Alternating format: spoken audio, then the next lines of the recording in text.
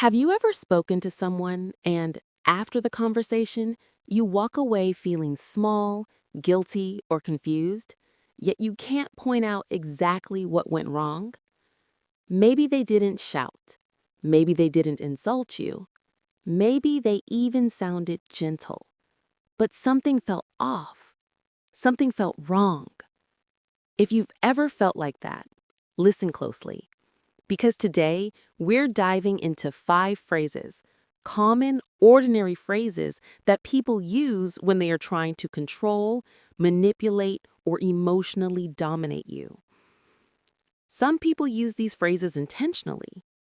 Others use them because it's the only way they know how to keep power, avoid responsibility, or get what they want. Either way, if someone in your life uses these phrases regularly, it might be time to step back and take a closer look at the relationship. So sit back, relax, and let's break this down, one phrase at a time. Phrase 1. If you really loved me, you would. This phrase might sound harmless at first. Maybe they say it with a smile. Maybe they say it playfully. But make no mistake, this phrase is one of the most manipulative sentences in the dictionary. When someone says, "if you really loved me," what they are doing is weaponizing your emotions against you. They are using your kindness, your loyalty, and your feelings as a tool to pressure you into doing something you may not even be comfortable with. It could be small things, like, if you really loved me, you would answer my messages faster. If you really loved me, you wouldn't talk to other people. If you really loved me, you would choose me over your friends. Or it could be bigger things. If you really loved me, you'd give up that opportunity. If you really loved me, you'd do this for me, even if it hurts you. This phrase puts responsibility on you instead of them. It shifts blame. It creates guilt. And over time, you begin to feel like love itself is something you have to prove instead of something that should flow naturally. Healthy relationships don't require emotional ransom. Healthy love doesn't start with, "if you love me." It starts with, "I respect you. I trust you. I won't pressure you." Anyone who uses love as a bargaining chip is not seeking connection. They're seeking control. Phrase 2. You're overreacting. Ah, yes, one of the classic lines used by people who don't want to take accountability. You're overreacting.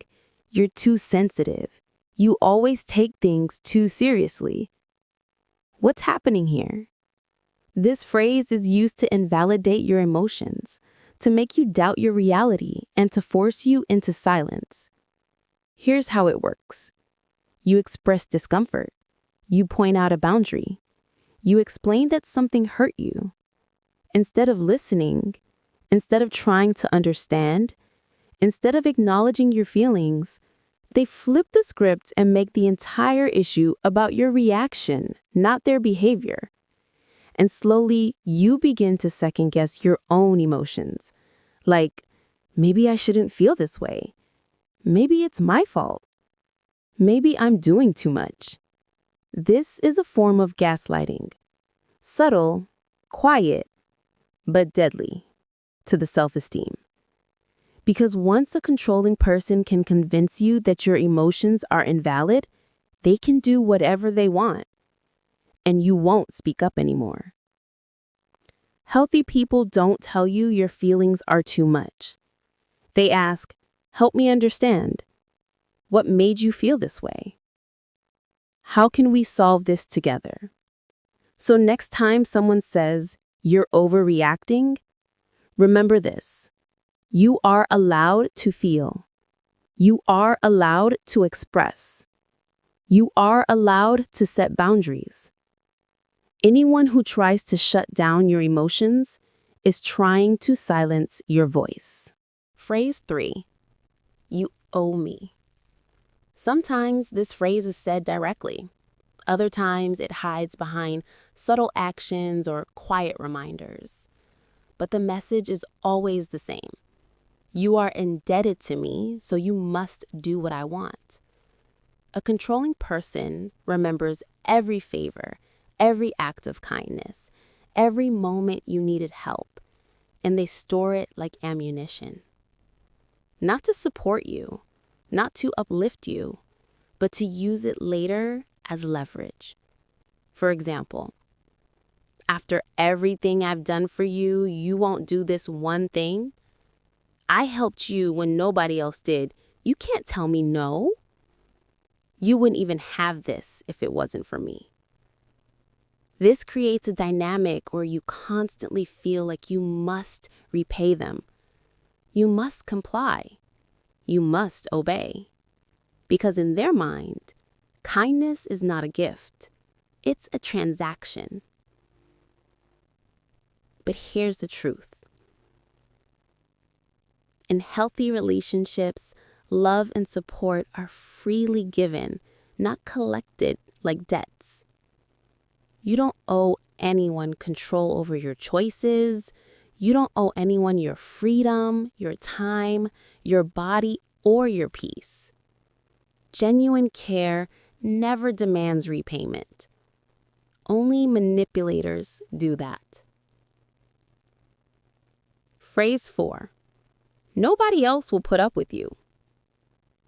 This is one of the darkest and most damaging phrases a controlling person can use. It is meant to destroy your confidence, lower your self-worth, and make you feel trapped, like they are your only option. This usually appears when they sense you are pulling away, gaining strength, or realizing your value. It could come out as, "You're lucky I'm even with you. You think anyone else will tolerate you? You're too difficult for anyone else. No one else will love you like I do." This phrase is not about describing you.